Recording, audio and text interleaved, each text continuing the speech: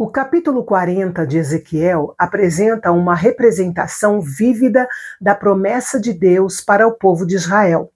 Apesar dos pecados, Deus não abandonou Israel. Os detalhes desse capítulo enfatizam o cuidado, a soberania, o amor e os planos de Deus para a restauração do seu povo. Vamos então para mais um capítulo da nossa série.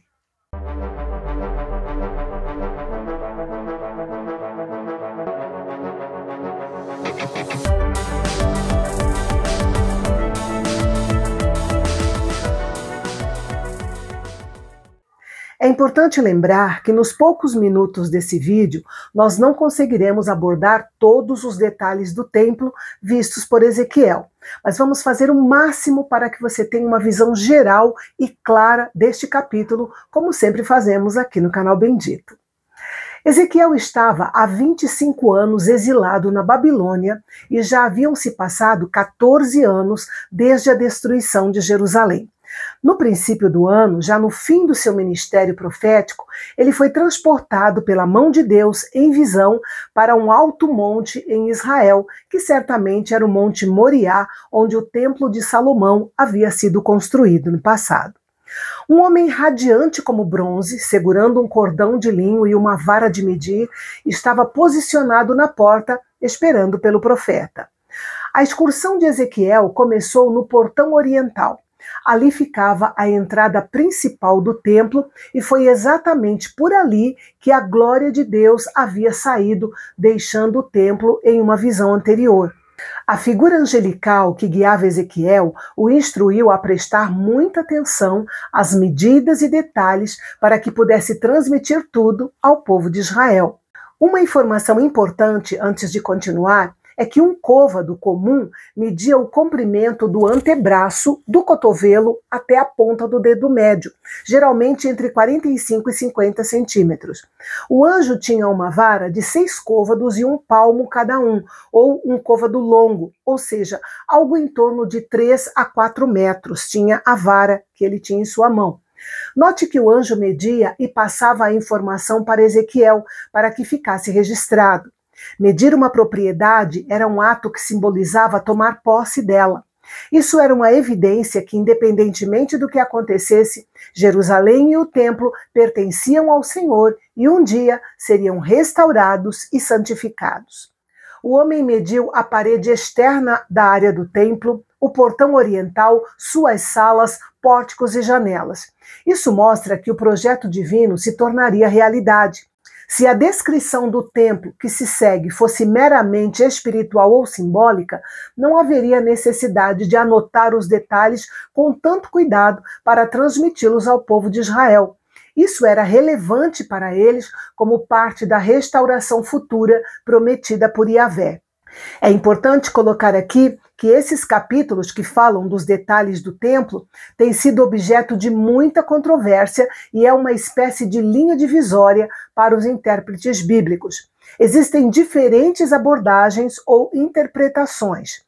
Assim como em outros assuntos controversos da Bíblia, cabe ao leitor decidir se favorece uma abordagem mais literal ou uma abordagem mais figurativa e espiritual.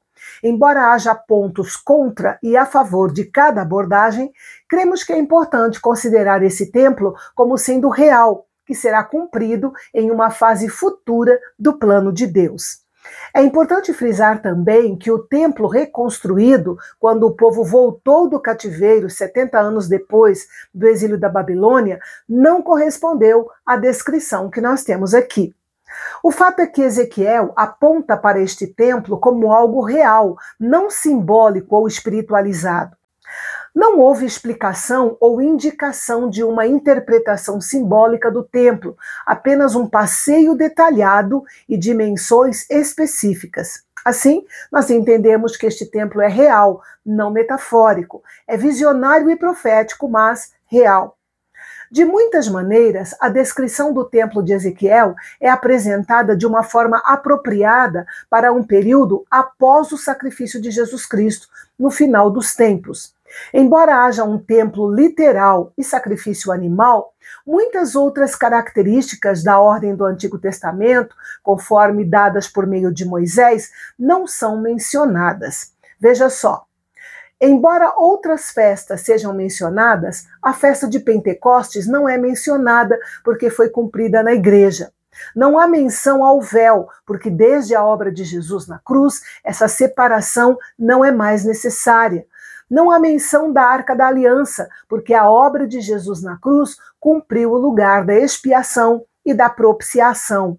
Não há menção de um sumo sacerdote, porque Jesus é o sumo sacerdote. Não há menção de um rei, porque Jesus é o Rei dos Reis. Ezequiel não é o único profeta que disse que haveria um templo sagrado durante a era do reino do Messias. Veja outras referências.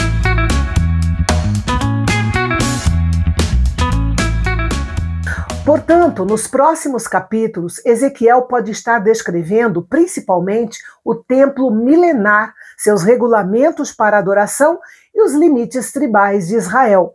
Observar reflexos de Ezequiel 40 a 48 na imagem do estado eterno revelado em Apocalipse 21 e 22 deve ser esperado e não deve surpreender o leitor. Nos versículos 17 a 27, vemos uma excursão repleta de medições e descrições.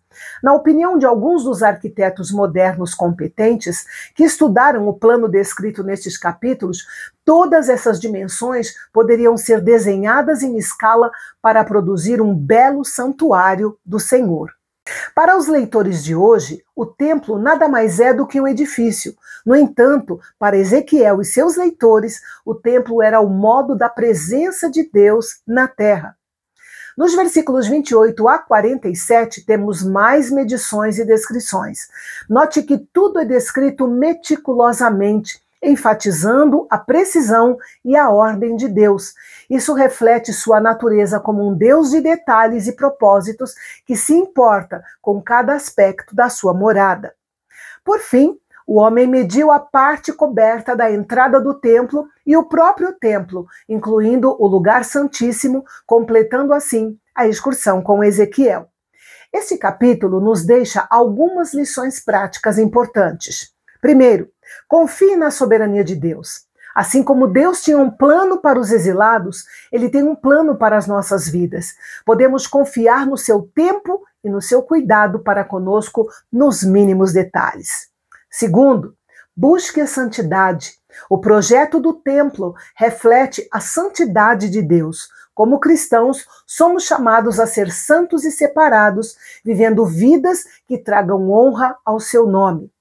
Terceiro, busque a orientação divina. Como Ezequiel, devemos buscar a orientação de Deus para entender a sua vontade para as nossas vidas. E em quarto lugar, antecipe a presença de Deus. A visão do templo aponta para a esperança de estar na presença de Deus eternamente. E essa é a grande expectativa de todo cristão genuíno. Depois de conhecer os pátios do novo templo, Ezequiel será guiado para conhecer a estrutura do templo propriamente dita. Portanto, não perca o nosso próximo encontro e as lições preciosas que nos esperam aqui no Canal Bendito. Até lá!